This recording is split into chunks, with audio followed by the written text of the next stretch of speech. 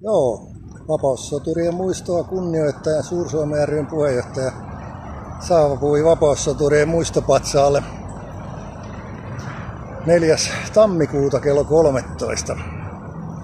Tässä lumikasojen äärellä sopii ihmetellä, että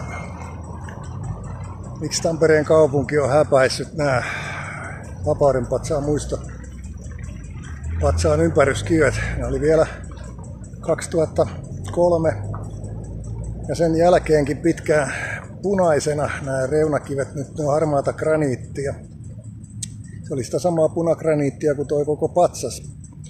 Mutta 2003 keväällä on tämä lumiautot, kun näitä lumia kolannut, niin lohkassut tästä yhdestä palasen ja nyt siinä on sitten harmaata graniittia. Että eikö nyt näitä lumiauramiehiä voi opastaa sillä että ei kolhita arvokkaita muistomerkkejä ja palautetaan tähänkin tämä punagraniitti myös Vapauden patsaan ympärille.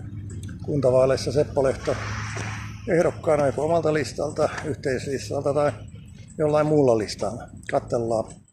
Ollaan yhteyksissä. Nyt matkataan kirjastotalo Metsoon katsomaan, mitä siellä olisi tarjolla. Se on moro.